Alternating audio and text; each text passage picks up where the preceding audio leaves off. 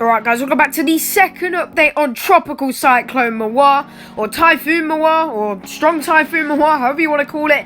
It is approaching Guam with venom. It's likely going to be making a landfall probably within the next 12 to 24 hours at this stage, maybe even less than that.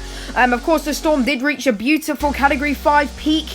We estimated winds at peak to be 165 miles per hour. I know some people said it was 175. We don't think so, because that 175 peak, if it was that, lasted for about 1 hour, and we usually go for a criteria where we want that peak to be lasted for at least 2 hours, and then 175 sure, but it wasn't lasted for long at all. Only about an hour if you look at satellite frames, and it's gone through an eye replacement cycle now, thankfully.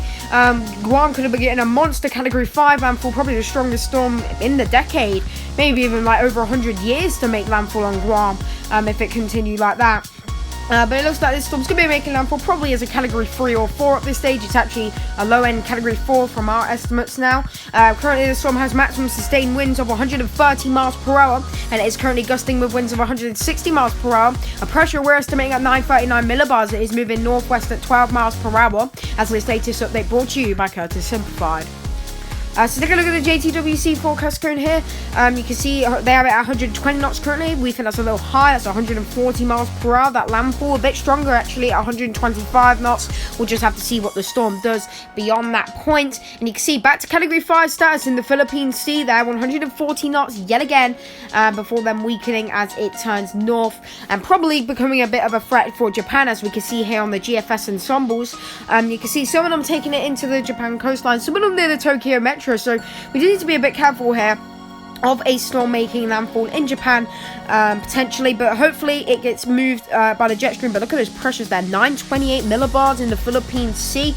That's basically guaranteedly a higher end Category 4, and especially if they're estimating pressures right now to be 942. The GFS have got this pretty good. The GFS were predicting a storm very powerful, of up to Category 5 status, just in the Philippine Sea, and it's actually happened, which is very surprising. The GFS actually predicting a high intensity, higher than the H-Wharf, and they did actually in fact get it right in the earlier days of Mawar. Take a look at some visible imagery here, just as the sun actually rises over the storm now, and you can see it approaching Guam there, parts of the northern Mariana Islands, and probably going to be making a landfall soon. Maybe missing. It could go barely on the southern part of the Guam Island, but it looks like we're going to be seeing a landfall. At least the inner core winds will probably be coming on shore to Guam. That's winds of 130 miles per hour or higher at this stage, and gusts even higher up to 160. So we do need to be watching out for very strong winds on Guam, and rainfall as well is just starting to hit the shore at this time with radar imagery. That will be a bit later though, so we'll show you that later. Here's the true color zoomed out imagery here of the storm. You can see looking very good there on that imagery as well, and look at it approaching Guam.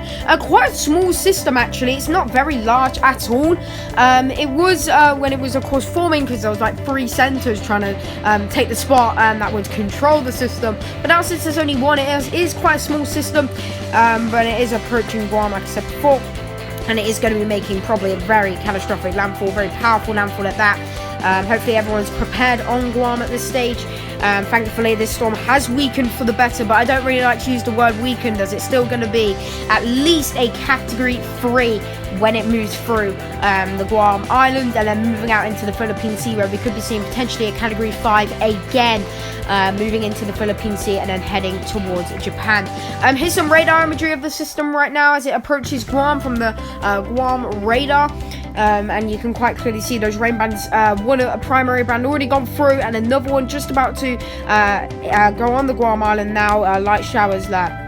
But you can see the eye replacement cycle well and truly going right now. You can very clearly see that outer ring that wraps around and caused the eye replacement cycle. And it looks like if another eye does clear out, it's going to be quite a large eye.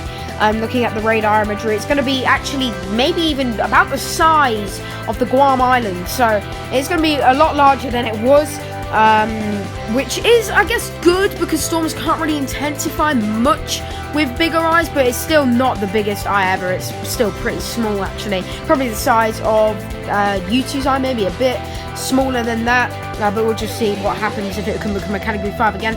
We'll just have to see. Now, here is the storm at its supposedly 175 mile per hour peak. This is 05 UTC, 50 minutes. And you can see that storm right there. There was a cloud top of, I believe, at least minus 75, wrapping around the whole eye with an eye temperature of minus 20 degrees. Positive 20 degrees. That is indicative of probably a 180 mile an hour storm, to be completely honest. But the only problem is this didn't even last for an hour. At around 6:50, the structure already started to wane in the eastern side, since the eye replacement cycle was already starting, and then just 30 minutes later, basically the eye was starting to collapse. So it's not, I wouldn't call this 175 just purely based because it didn't last that long. It lasted about an hour. 165 I think is justified though, because 165 is at least a 165 mile an hour storm. You can't even call it anything below, I don't think, just based on the structure. JTWC going with 155 miles per hour, interestingly. That's very interesting in my opinion, but that might have been because the eye replacement cycle started when they did their update, so maybe that's why they lowered it, but we'll just see what the overrides say. If they do override it, we'll soon see. Anyway, thanks for watching this update on Tropical Cyclone Mawar. I hope you enjoyed. I'll see you in the next update. Peace out.